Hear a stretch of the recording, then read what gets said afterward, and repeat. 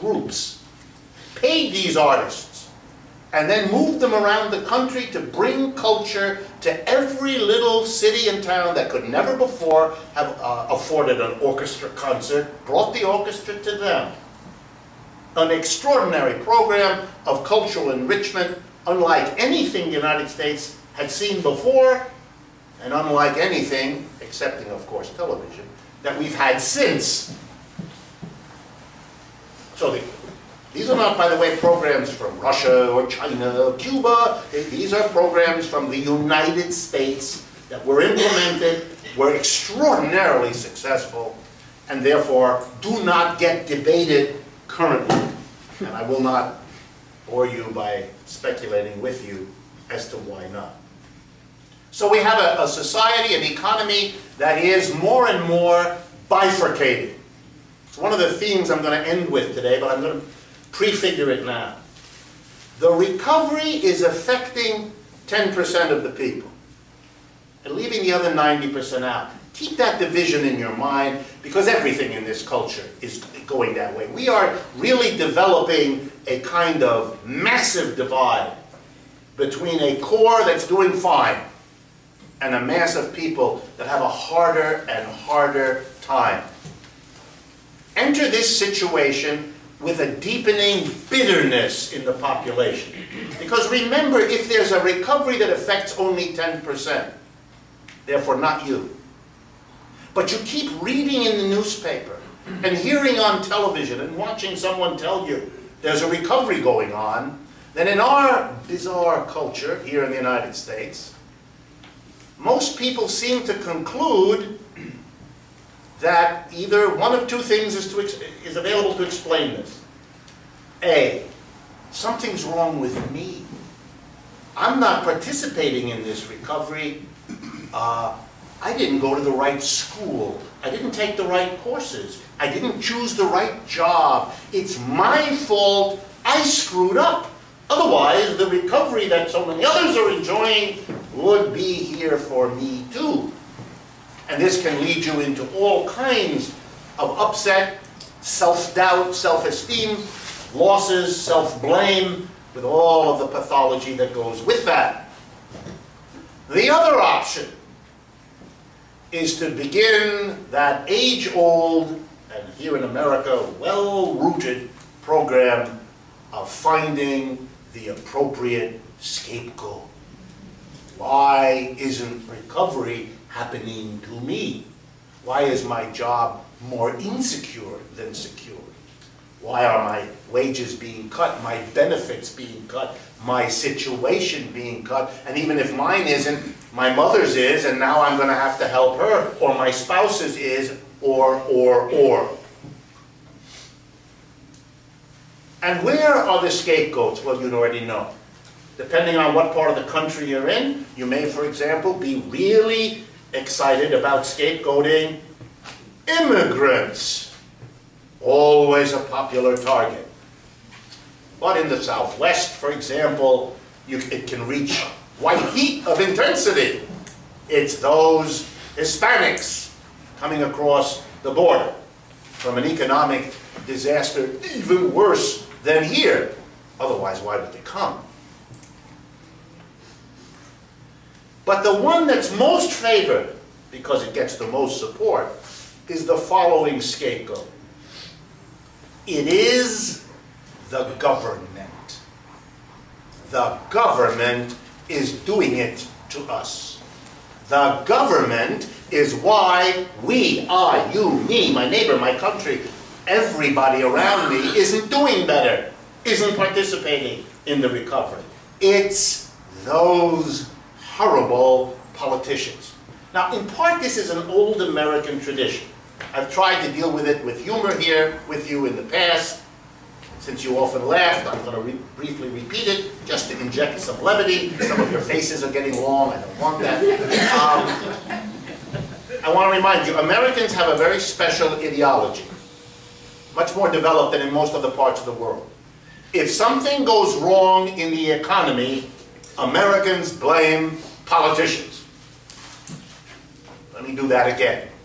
If you lose your job in a certain state, you are furious about the senator. What does the senator have to do with your losing your job? Probably nothing. The overwhelming number of people who lost their jobs in this great recession since 2007 were fired by private employers.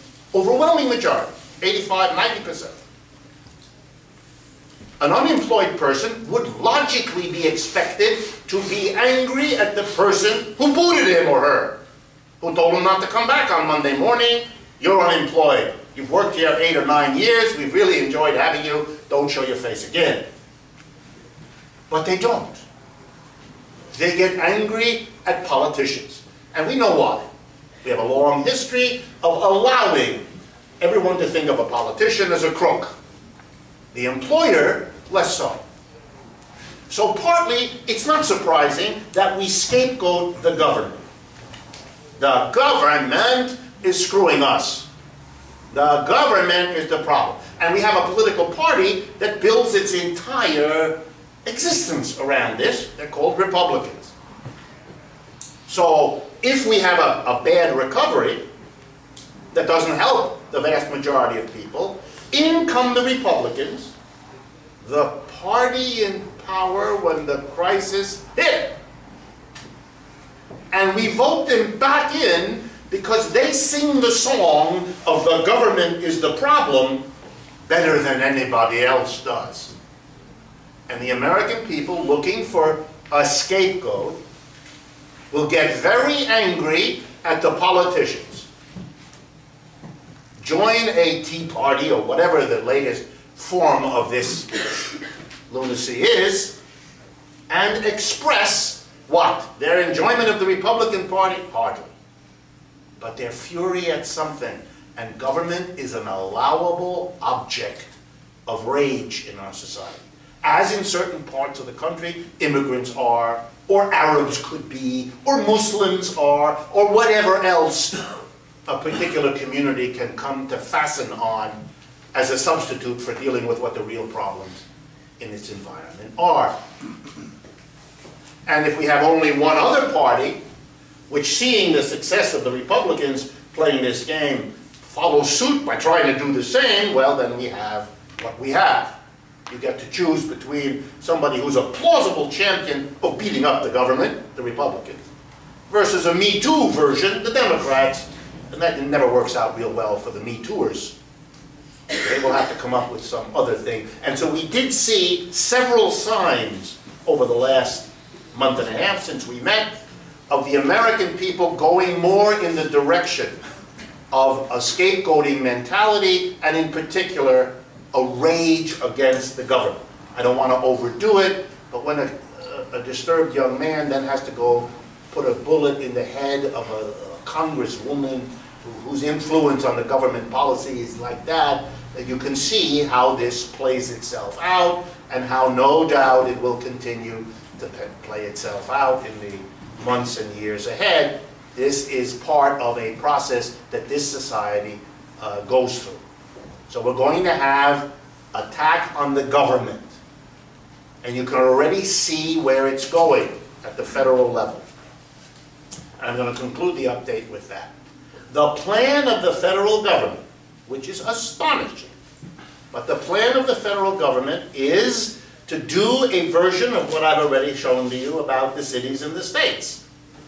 That is to cut services. One of the first targets, and this should be coming any day now, is an assault on the Social Security system. Coming from that commission that is led by two people, one Republican, one Democrat. The Bowles, the Democrat, is a Republican. The other one is a Republican. You have a Democratic Republican and a Republican. They are going to propose postponing the age of eligibility for your Social Security benefits from 65 to 67 in all likelihood, and various kinds of cutbacks and co-pays that are going to reduce the flow of benefits. Again, please notice, if you make people wait more until they're older to retire, it means you are sending a message to millions of Americans at that age, 65, don't retire, because we're not going to support you until you're 67. So millions of Americans are going to stay in their jobs at a time when we need what? Jobs. Jobs for the unemployed. We're not going to get them because those jobs are going to be held on to, for a perfectly understandable reason, by the older folks whose retirement programs are being cut back. There are already plenty of studies showing that older people are postponing leaving the labor force. It's already clear, it's already been going on for some time, it's accelerating now, and we're going to see that play itself out. That undermines any program to reduce unemployment. You're basically keeping people who might have opened jobs for younger people coming into the labor force and for unemployed not doing it anymore, and now the government's going to give them a push. You're also going to give less money to the retirees, which means they will spend less, and that will have a depressive effect on this economy. You are, in other words, undertaking steps that actually make the economic situation worse. It leads liberals to an absolute apoplexy of upset. And I'm going to pick my favorite liberal, Paul, down in the mouth, Krugman. Poor Paul. Poor Paul. Article after article. How can these people be so stupid? How can these people be so irrational? How can these... He cannot get up. Here he is, a smart man. He must be smart. He's at a famous university. He must be smart. He got the Nobel Prize. I mean, a group of people who have money to spend, the Nobel Committee, which they got from the Nobel family, which acquired the money by producing explosives and selling them to both sides in a whole series of wars. The Nobel Prize is only Nobel as in the name, not in the adjective. If the Nobel, he got that too. Must be a very smart man. He cannot understand how and why, if we have unemployment and a depressed economy, the government is going to cut back the money it should be spending when it should be spending more. And the cities shouldn't be cutting, it should be spending. He's puzzled. And in his deep understanding, it's become a matter of intelligence. He and other smart people like him can see what needs to be done. And those who aren't doing it are, consequently, morons. But in the New York Times, you're not allowed to call them morons, and Krugman has a thesaurus and comes up with 24 other words that are real close to moron without having to say morons. But in private conversation, I bet moron slips out. Having traveled much of my life in the same circles that Paul Krugman did, moron is a word you hear a great deal of time about everybody else who isn't having lunch either at the Harvard Club, the Yale Club, or the Princeton Club, or the Stanford Club, here in New York's Midtown, where the lunches occur. I'm going to try to argue as I finish up my part that there's no problem here of intelligence or smarts. There are perfectly other ways of explaining what might appear to be an extraordinary, self-destructive series of policies. So let me turn to that as my conclusion. And